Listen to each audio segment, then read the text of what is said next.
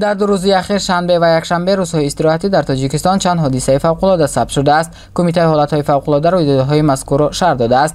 طبق اطلاع موجوده روز 22 آگوست کارمندان کمیته حالت‌های فوق‌العاده دو جسد را از رودخانه‌های کشور بیرون آوردند.